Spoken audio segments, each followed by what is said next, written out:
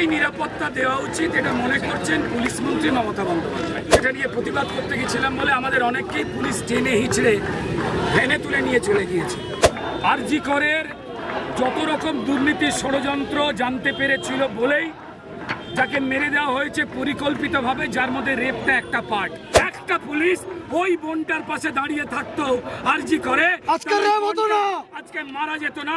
চিৎকারটা চলে মাঠের মধ্যে একে অপরের সঙ্গে ঝগড়া করে, কিন্তু কোনোদিন কোনো বোনকে কোনো ভাইকে মেরে এরা রক্তাক্ত করে না। যে বাঙালির রক্তে ফুটবল রয়েছে সেই বাঙালিও খেলা দেখাবার জন্য রেডি রয়েছে।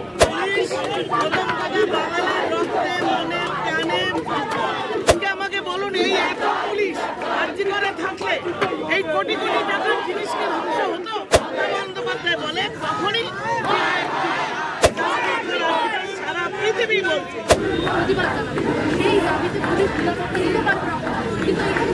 পুলিশকেই নিরাপত্তা দেওয়া উচিত এটা মনে করছেন পুলিশ মন্ত্রী মমতা বন্দ্যোপাধ্যায়। এর আগের দিন সত্যি কথা, যা অন্যায় হয়েছে সেটা নিয়ে প্রতিবাদ করতে গেছিলাম বলে আমাদের অনেককেই পুলিশ টেনে হিঁচড়ে ভ্যানে তুলে নিয়ে চলে গিয়েছিল।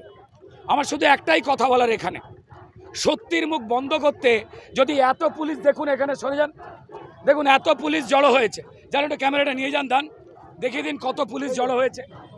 সেদিন যদি আরজি করে একটা পুলিশ যদি থাকতো তো তাহলে বোনটা আজকে হয়তো পেশেন্ট দেখতো। এই রাত্রিবেলা যখন আমরা কথা বলছি, যারা এখানে খেলার সমর্থকরা রয়েছেন তারা কোনোদিনই বোম, বন্দুক, গুলি, পিস্তল তারা ব্যবহার করতে জানে না।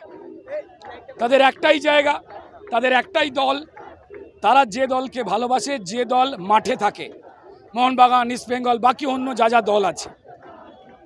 তারা ডার্বিতে খেলতে চেয়েছিল তাদের এই শহরের একজন হবু ডাক্তারের জন্য, যাকে নৃশংস এবং পরিকল্পিতভাবে আরজি করের যত রকম দুর্নীতির ষড়যন্ত্র জানতে পেরেছিল বলেই যাকে মেরে দেওয়া হয়েছে পরিকল্পিতভাবে, যার মধ্যে রেপটা একটা।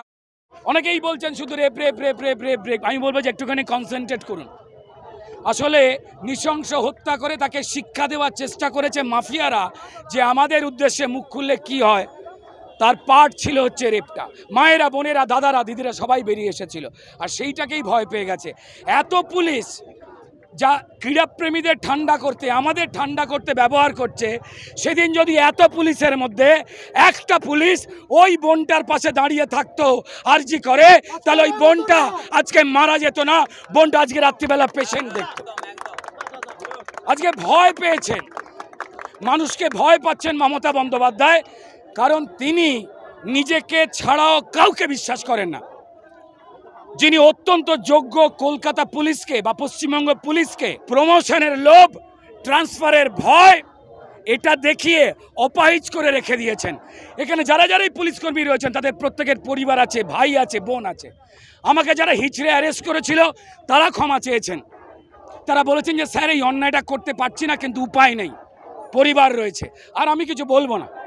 যারা ক্রীড়াপ্রেমী রয়েছেন এখানে, যারা বিভিন্ন দলের সমর্থক রয়েছেন, তারা ঘাস চেনে, মাঠ চেনে, ফুটবল চেনে, ঘাম চেনে, গোল চিৎকারটা চেনে, মাঠের মধ্যে একে অপরের সঙ্গে ঝগড়া করে, কিন্তু কোনোদিন কোনো বোনকে, কোনো ভাইকে মেরে এরা রক্তাক্ত করে না।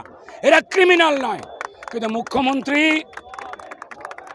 তার বিফল পুলিশ মন্ত্রী মমতা বন্দ্যোপাধ্যায় এবং দুর্নীতি পরায়ণ স্বাস্থ্যমন্ত্রী যে সন্দীপ ঘোষের মতো ক্রিমিনালদের চেয়ারে বসিয়ে রেখে সত্যি গোপন করতে চান, কিসের ভাগ চান কে জানে। বন্ধ করবার চেষ্টা হচ্ছে। এর জন্য সব থেকে বড় দায়ী মুখ্যমন্ত্রী। যদি সর্বনাশ হয়, এক তো তার নিজেরকে, মানুষকে বিশ্বাস না করা দায়ী, আর দ্বিতীয় হচ্ছে পুলিশ কমিশনার বিনীত গোয়েল। এই লোকটা সমস্ত তথ্য প্রমাণ নষ্ট করেছে, আর এই মুখ্যমন্ত্রী সব যাবে। মানুষ কাউকে ছেড়ে কথা বলে না। তাদের স্লোগান কি না? বাংলাদেশের স্লোগান খেলা হবে। খেলা হচ্ছে। আমাদের ডার্বি বন্ধ করে দিয়ে যে খেলা খেলছেন, প্রত্যেকটা দর্শক, প্রত্যেকটা দলের যারা ফ্যান রয়েছে, যে বাঙালির রক্তে ফুটবল রয়েছে, সেই বাঙালিও খেলা দেখাবার জন্য রেডি রয়েছে। আবার বলছি, সে খেলা অন্য খেলা। যারা জয় বাংলা বলতেন বাংলাদেশের স্লোগান, আমি তাদের শুধু বলবো মমতা বন্দ্যোপাধ্যায়কে, এত বাংলাদেশ প্রেম আপনাদের, আর মানুষ যদি কদিন আগে বাংলাদেশে যে ঘটনা ঘটলো সেইটার প্রেমে পড়ে যায়, থাকবেন তো? এইভাবে পুলিশের মুখ দিয়ে খেলা বন্ধ করে দিয়ে আমাদের ভাই বোনগুলোকে চুপ করে দিতে পারবেন তো? ভেবে দেখবেন মমতা বন্দ্যোপাধ্যায় মুখ্যমন্ত্রী, সরি এখনও মুখ্যমন্ত্রী, যেভাবে আপনি মা বোনকে ভাইকে ছোট করছেন, ভয় পাচ্ছেন, আপনি নিজেই কদিন মুখ্যমন্ত্রী থাকবেন আয়নার সামনে দাঁড়িয়ে নিজেকে জিজ্ঞেস করুন। ভালো থাকবেন আপাতত মুখ্যমন্ত্রী মমতা বন্দ্যোপাধ্যায়।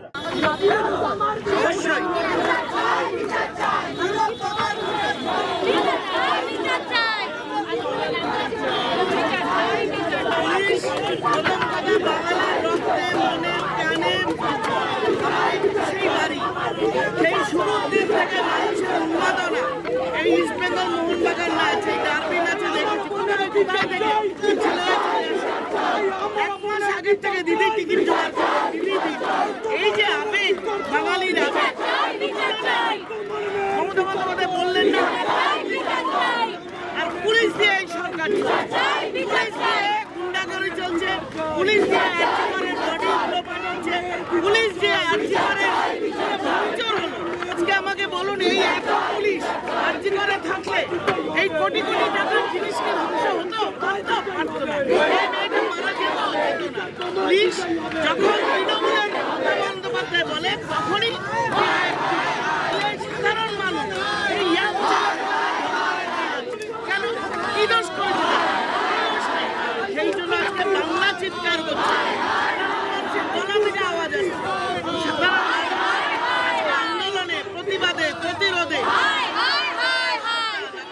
তাড়াতাড়ি রিজাইন ছাড়া আর কোনো রাস্তা নেই। মানুষ থেকে উঠেছে অন্যায়ের বিরুদ্ধে। আজকে একটা ডাক্তার মেয়ের যেভাবে মৃত্যু হলো সারা পৃথিবীতে, সুতরাং এর জন্য আপনি দায়ী, আপনার উদাসীনতা দায়ী, আপনার রাজনৈতিক দলের ছেলেপুলেরা দায়ী, আপনি তাদের শাস্তি দিন।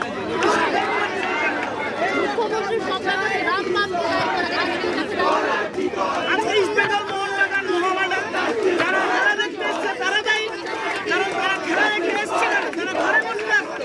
মুখ্যমন্ত্রী আমার মতো বান্ধবী যারা উপোস করে তাদের হলো, তারা হলো দলদাস। এই চটিচাটা দলদাস পুলিশ, সেই পুলিশের সব তাদের দিয়ে রাজ্য চালায় এবং এটা বলতে পারে মানুষের অত্যাচার আর মানুষের মানবে। তাই আজকে এরা কোনো দলের নয়, কারো ছাতায় চলে না, কিন্তু তারা পরিষ্কার তারা জাস্টিস করার সারা পৃথিবী বলছে মাথা নামাতেই হবে,